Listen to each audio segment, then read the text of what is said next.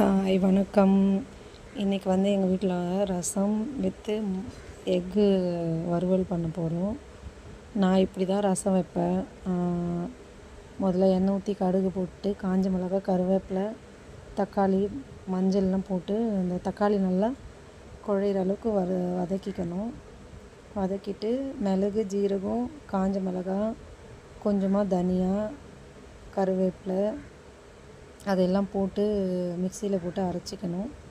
அதுக்கப்புறம் அதை எடுத்து இதில் கொட்டி நல்லா வதக்கிக்கணும்.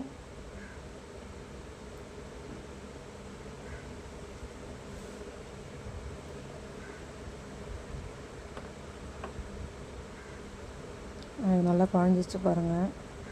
இப்போ அந்த அரைச்சி வச்ச விழுதை எடுத்து நல்லா அதில் போட்டு வதக்கிக்கலாம். வதக்கிட்டு திட்டமாக புளி எடுத்து கரைச்சி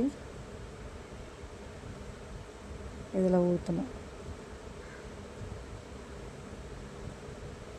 ஊற்றிட்டு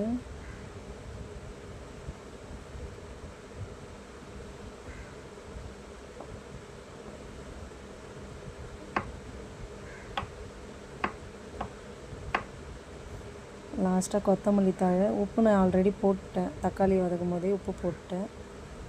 அதை போட்டுட்டு பெருங்காயத்தூள் வந்து அதில் கொட்டணும். பெருங்காயத்தூள் போட்டுட்டு கொதி வந்தோடனே இறக்கிடலாம். இந்த கொதி வந்துடுச்சு, அப்படியே இறக்கிடலாம். அடுத்தது முட்டை வறுவல். முட்டை எண்ணெய் ஃபஸ்ட்டு ஊற்றிக்கணும். நான் இப்படி தான் முட்டை வறுவல் பண்ணுவேன். கடுகு, கருவேப்பிலை போட்டுடணும். போட்டுட்டு அதிலே லைட்டாக உப்பு போட்டுட்டு தண்ணி ஊற்றிடணும்.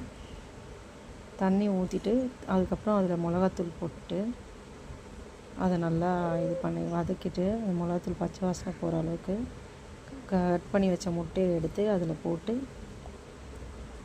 அதை இந்த மாதிரி திருப்பி விட்டுட்டு அடுப்பை ஆஃப் பண்ணிடலாம். இந்த முட்டை வறுவல் வந்து நல்லாயிருக்கும் ரசத்துக்கு. இந்த மாதிரி செஞ்சு சாப்பிட்டு